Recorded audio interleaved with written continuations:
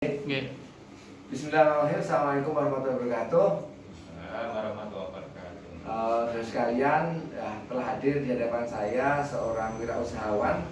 Beliau bernama Mas Sigit Suyatno. Beliau berusia 50 tahun dengan satu istri dan 2 orang anak.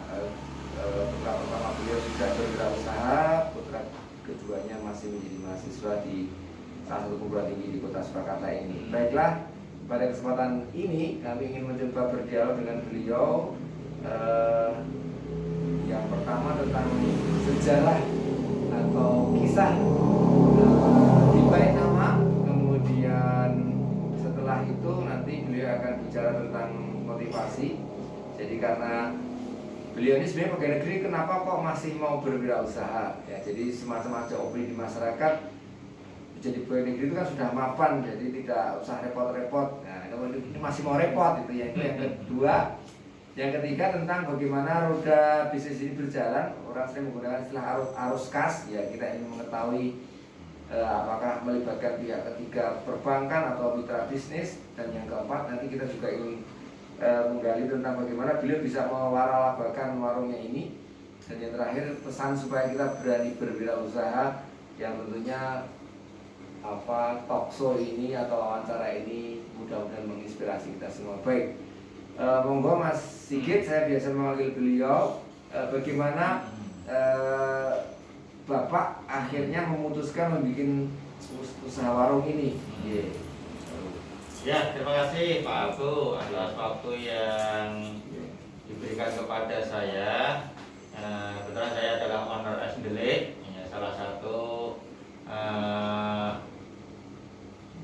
usaha yang bergerak di bidang penyajian minuman kesehatan. Selama ini sudah berjalan hampir sudah 25 tahun perjalanan usaha yang saya kembangkan. Saya punya brand yaitu namanya Esndele. Dasarnya adalah supaya orang itu selalu penasaran dengan apa yang saya sajikan kepada masyarakat. Karena kalau dalam istilah orang Jawa, dele itu adalah sembunyi atau istilahnya ngumpet. Nah, kalau barang yang ngumpet itu ketemu, itu akan menyenangkan hati. Nah, di sini saya dengan konsep seperti itu, bahwa kita punya brand dele supaya orang itu mencari, setelah itu dia mendapatkan kesegaran yang dia inginkan, dan dari kesegaran itu dia akan memberikan cerita kepada orang lain supaya orang lain suka dan yakin bahwa Esndele itu adalah salah satu wirausaha yang benar-benar memberikan kesegaran buat masyarakat. Nah, selain itu sejarah saya mengambil nama Esndele ini dasarnya adalah dari peristiwa Mei 98 yang mana di Kota Solo terjadi kerusuhan massa yang begitu besar.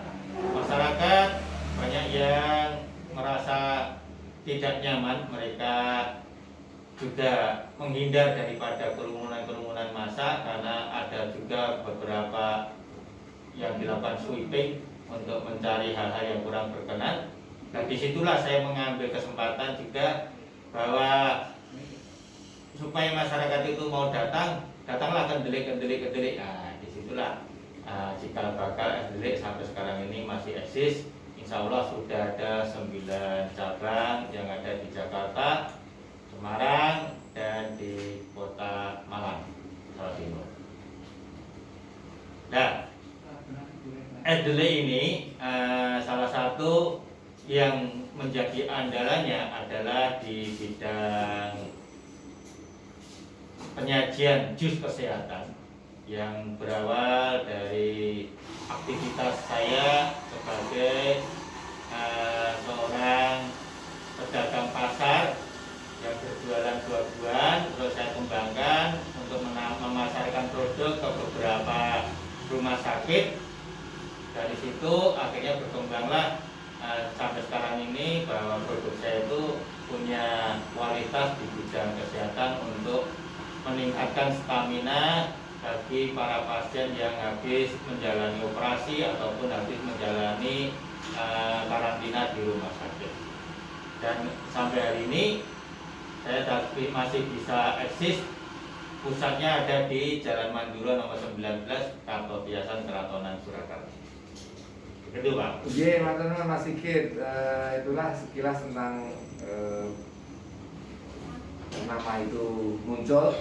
Baik, kemudian yang kedua yang kami coba ingin gali, Mas Sigit kan seorang pegawai negeri ya, beliau seorang guru.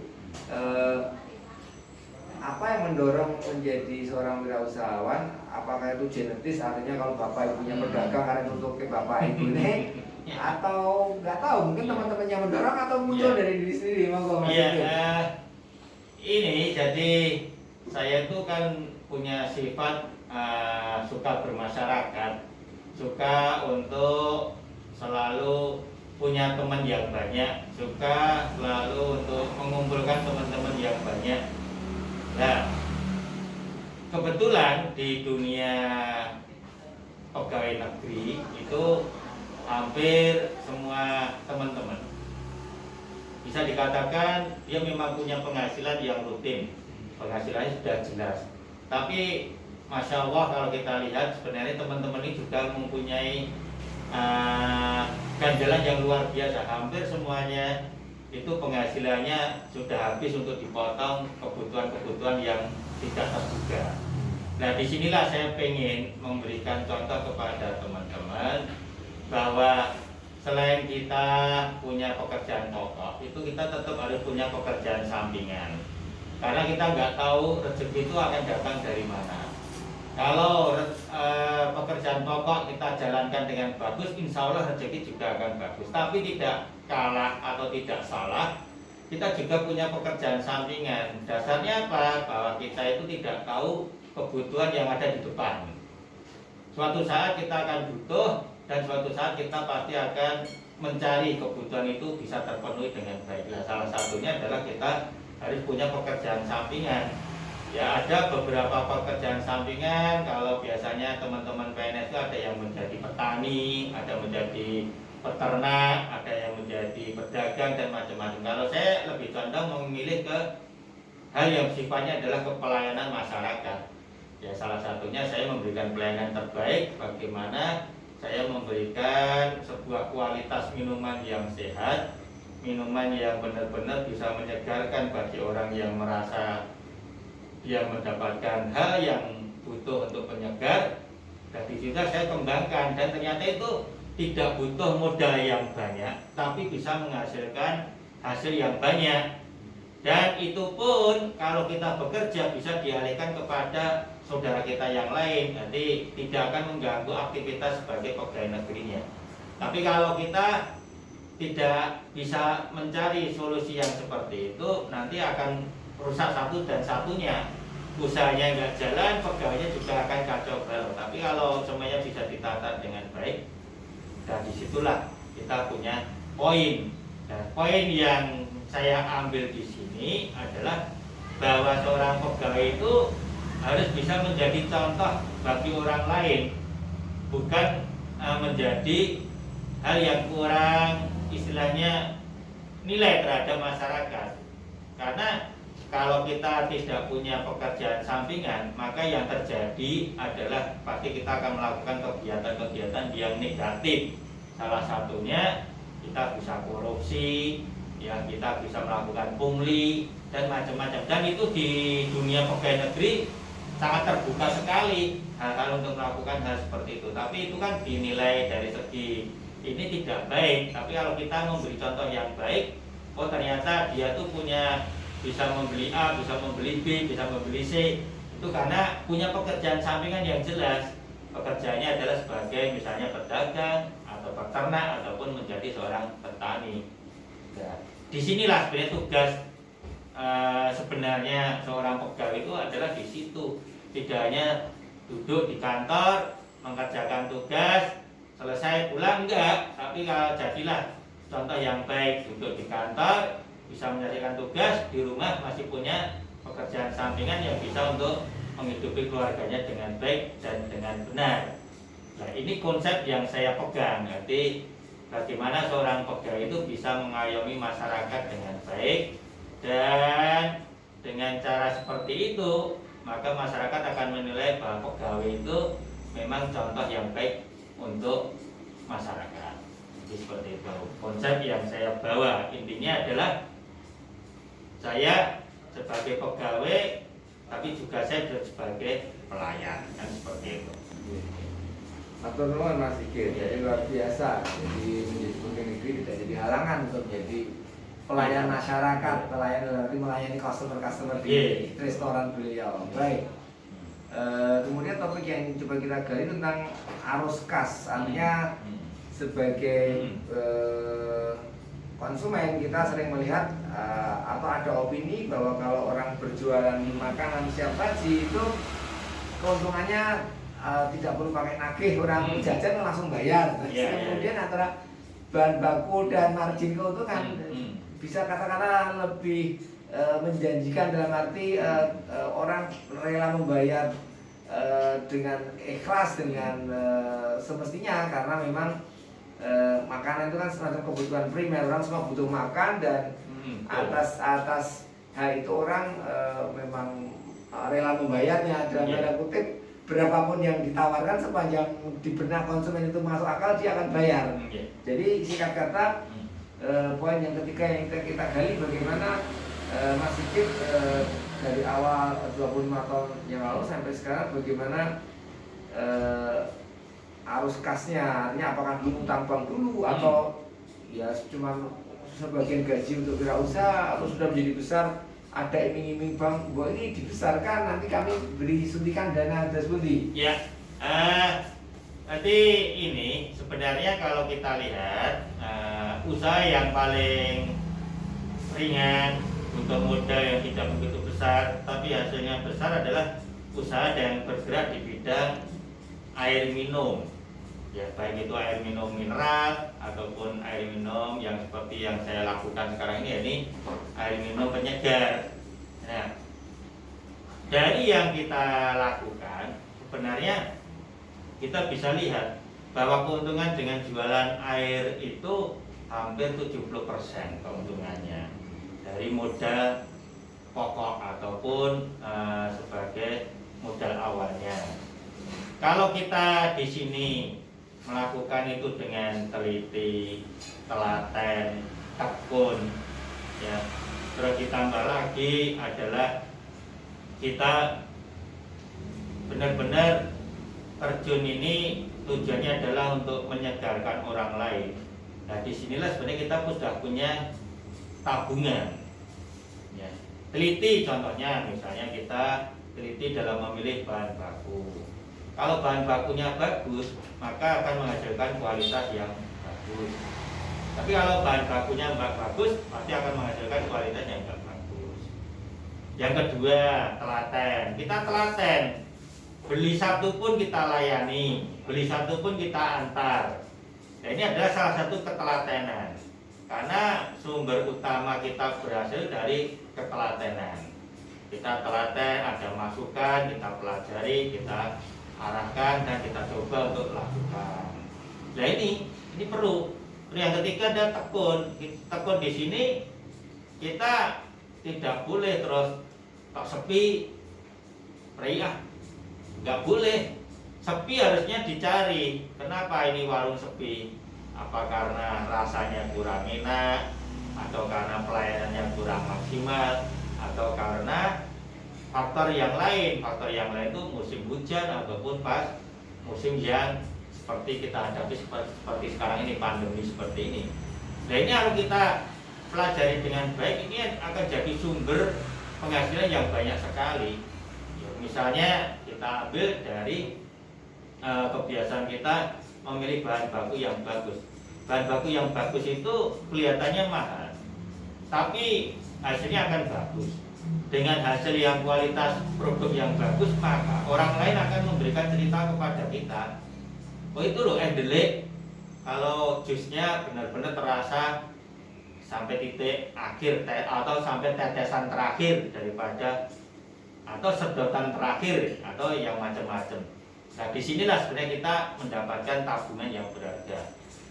Berkaitan dengan modal, sebenarnya itu modal utama kita itu bukan dari bank, bukan dari ini. Tapi modal utama kita itu adalah memberikan kepercayaan pada masyarakat bahwa apa yang kita jual itu benar-benar punya kualitas. Jadi sebenarnya modal utama.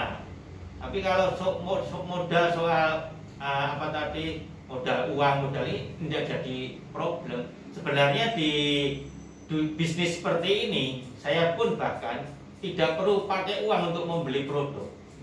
Jadi saya pakainya adalah kepercayaan daripada pedagang buah.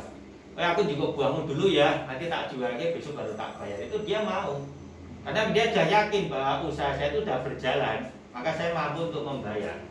Kan gitu. Tapi kalau kita langsung pakai modal besar, misalnya kita pinjam bank, kita dengan menggadekan DPKB lah, menggadekan sertifikat lah, itu belum tentu akan menjamin keberhasilan kita dalam mengembangkan usaha. Tapi yang menjamin kita berhasil itu adalah dari ketekunan kita, ketelatenan kita, ya, kerahmatan kita dalam melayani konsumen yang datang pada tempat kita ini.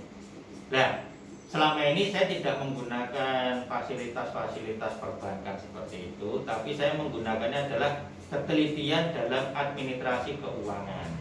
Hari ini saya dapat berapa, langsung saya bagi. Oh, ini untuk beli ini untuk beli ini. Sudah langsung terbagi, sisanya baru masuk ke tabungan.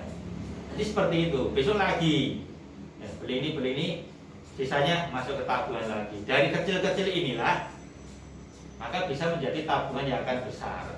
Tapi kalau saya langsung menggunakan modal besar, belum tentu seperti yang saya lakukan sekarang ini.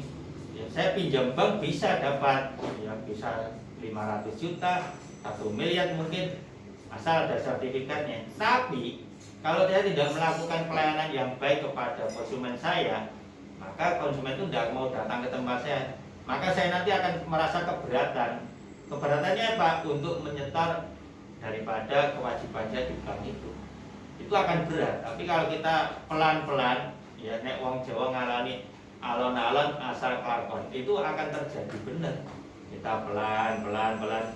Ada ini tanya kepada konsumennya, gimana ini rasanya daripada produk kami, kurangnya apa, A, B, C, tolong diberikan masukannya. Nah itu lebih bagus lagi. Apalagi zaman seperti sekarang ini semuanya serba online, itu ternyata lebih menguntungkan daripada waktu kita dulu belum melakukan online. Ya, dengan adanya online ini omset semakin naik, tapi tenaga kita semakin turun.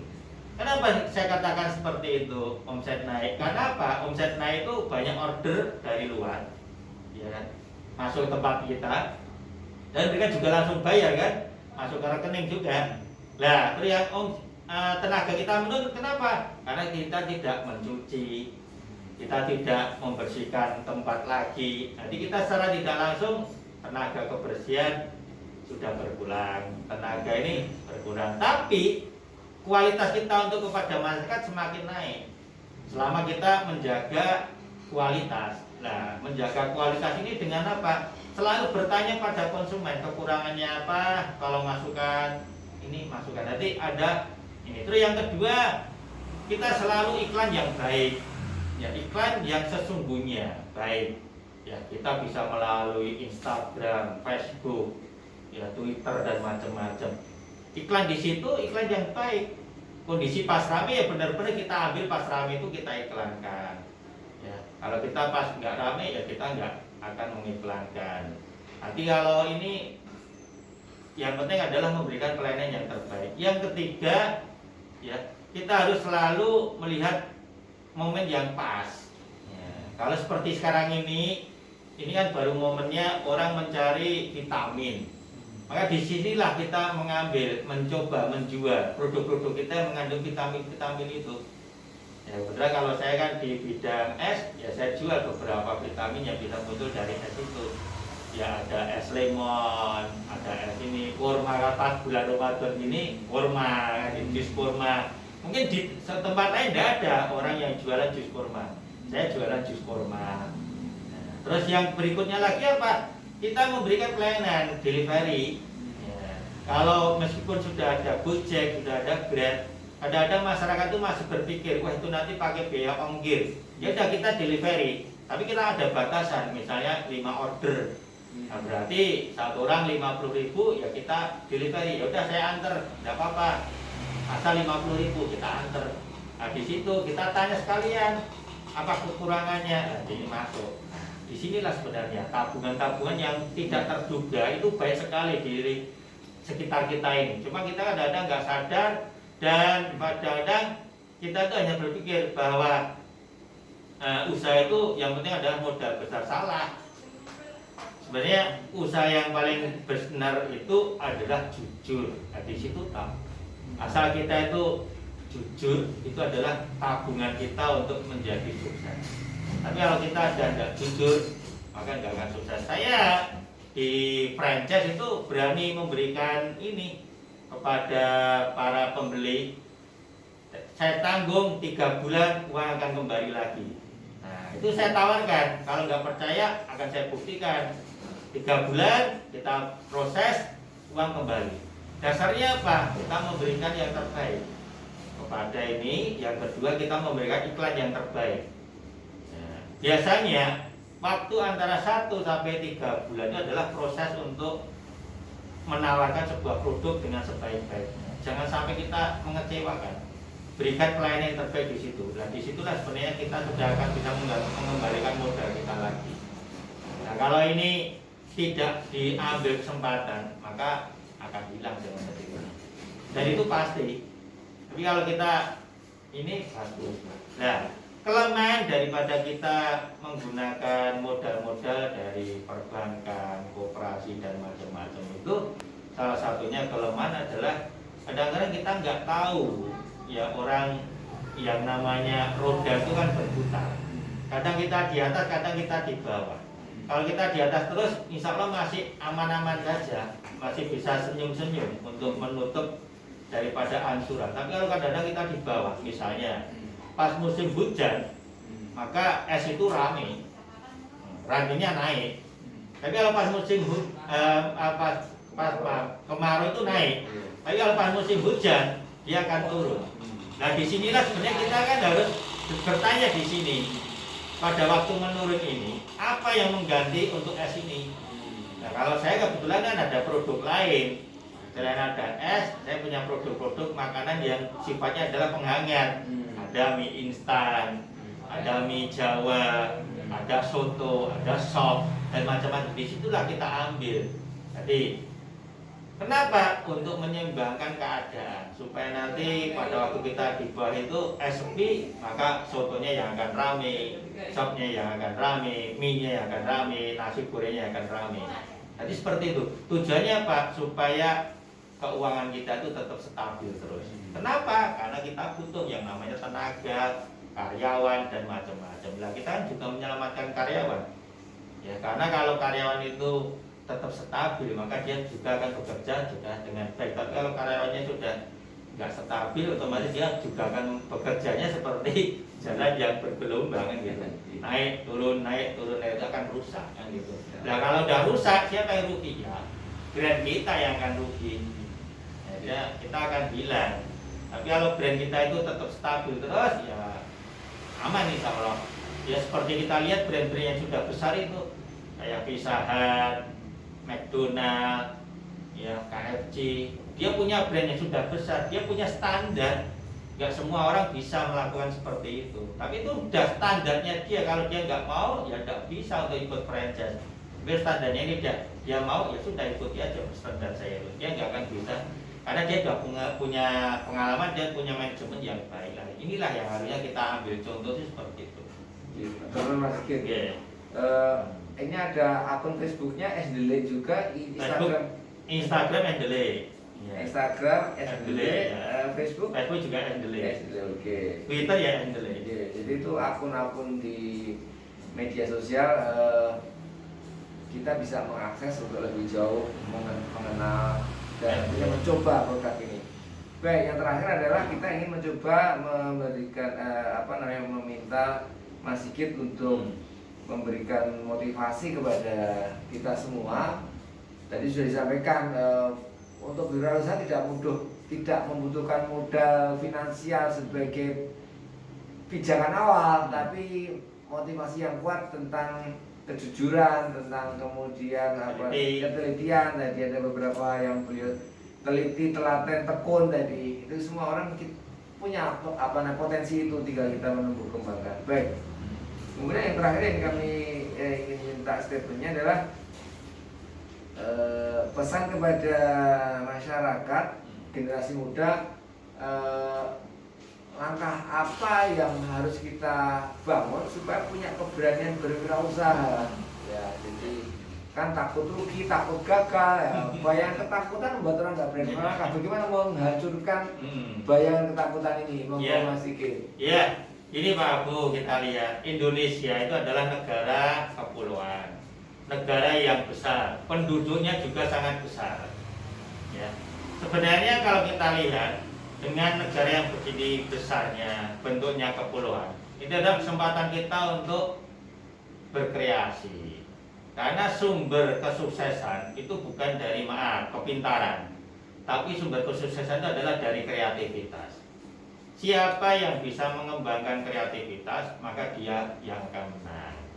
Ya, kita lihat contohnya, misalnya kita hidup di Pulau Bali, Dewata, pulau yang menjadi objek wisata. Maka disitulah kita bisa mengambil hikmah bahwa apa yang kita punya kemampuan, kita bisa berbahasa Inggris, maka di situ kita bisa mendapatkan rezeki dari berbahasa Inggris. Kita punya usaha kuliner, kita bisa mengembangkan usaha kuliner. Karena apa? Banyak orang yang bergerombol di situ. Tapi mohon maaf, misalnya kita punya keahlian di bidang kuliner, mau mengembangkan di kepulauan Papua atau di Irian, ya kan sulit. Kenapa? Karena di sana masyarakatnya sedikit, tidak sebanyak di Pulau Bali. Ya, bisa juga kita lihat lagi misalnya bahwa masyarakat kita itu macam-macam sifat, karakter, dan kehidupannya. Nah, di sini sebenarnya kita bisa mengambil kesempatan juga dari karakter masing-masing ini. Pasti punya kelebihan dan macam-macam adat istiadatnya. Bahkan dari segi cara budaya mereka makan, cara budaya mereka minum, ya, tinggal kita amati saja. Ya, misalnya kita ke Jawa Barat, itu sukanya apa? Oh, Jawa Barat sukanya pedas. Ya, kita ambil hal-hal yang pedas di sana. Ya, kita kembangkan apa yang kita punya di sini. Ya, kalau di Jawa kita punya rujak, ya, kita bawa ke Jawa Barat bisa laku. Kenapa? Karena di Jawa Barat kualitas daripada buah-buahan bagus, karena udaranya sejuk. Tapi mereka butuh yang pedas-pedas, nah kita kembangkan. Ya. Tapi lain halnya kita misalnya jualan di daerah yang misalnya kayak di daerah dingin, ya. Kita akan jualan rujak ya nggak akan laku. Jadi kita tinggal mengambil dan melihat situasi dan kondisi yang kita hadapi. Dan di sini di Indonesia terutama kita mau butuh bahan baku apapun juga mudah. Tidak sesusah kalau kita di Arab Saudi, ya kita di Eropa, kita di Amerika, ya bahkan di Australia pun kita akan susah. Tapi kalau di Indonesia itu apapun bisa kita dapatkan dan apapun bisa kita olah dengan baik. Maka disinilah sebenarnya kesempatan bagi anak-anak muda. Ya, kalau di istilah Islam, ikro, bacalah dan bacalah. Kita harus membaca situasi kondisi yang kita berada, kan gitu. Ya, kalau kita berada di objek wisata, maka kita ambil apa yang layak untuk kita coba di wisata seperti itu. Kalau kita berada di misalnya objeknya adalah objek keagamaan, maka kita bisa ambil di objek-objek keagamaan. Dan semuanya bisa menghasilkan pundi-pundi rezeki yang enggak akan kecil tapi besar sekali. Apalagi di negara kita ini, di Indonesia yang kaya raya seperti ini. Ya, untuk mendapatkan rezeki itu modal utamanya adalah kita bisa membaca dengan jeli situasi dan keadaan yang ada di depan kita. Janganlah kalian melihat di belakang, tapi selalu lihatlah yang ada di depan. Kalau kita melihat di belakang, maka kita isinya hanya gelo dan kecewa saja. Tapi kalau kita melihatnya di depan, maka kita melihatnya adalah sebuah peluang yang bisa kita dapatkan sebanyak-banyaknya. Ya. Jadi kalau kita lihat, mungkin warung es yang paling banyak menunya di kota Solo ini ya hanya di es Ndele. Ya kalau di GoFood, GrabFood itu kalau nggak salah sudah ada hampir 70 menu yang ada di GoFood, GrabFood itu. Nah itu kenapa? Karena kalau saya hanya memberikan menu sedikit di situ, orang baca sudah kecewa. Kalau menunya cuma ini terus. Tapi kalau menunya banyak, mereka kan penasaran. Ini apa tuh jangan, ini apa tuh jangan, ini apa lah. Inilah yang saya ambil dan ternyata itu berhasil. Ya, tapi masyarakat berhasil. Oh ini apa toh? Pak ini ada menu baru ya. Kenapa ini diberi buy one get one? Supaya apa? Nah, kamu icipi dulu yang baru ini, cocok, besok rame 1, 2, 3 hari kita hapus get one nya, kita ganti menu yang lainnya. Itu terus berputar.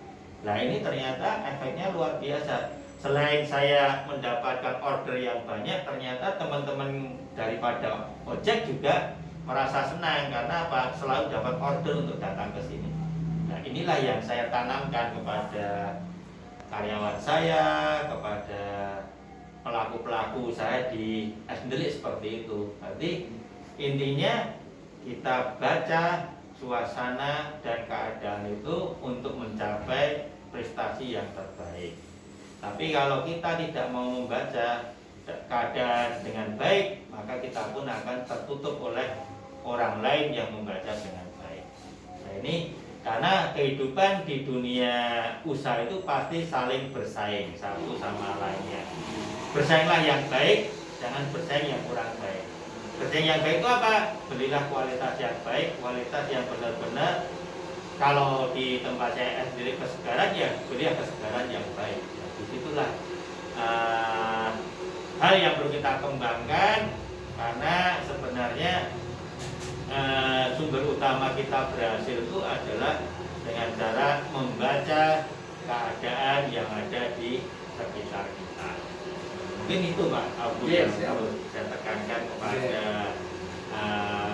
para calon pelaku usaha. Ya, jadi bukan modal, tapi adalah kita memberikan pelayanan dulu, baru kita mencari modal yang terbaik. Baik, sekalian, saya kira ini poin yang sangat penting. Maksudnya kita memiliki keberanian untuk berwirausaha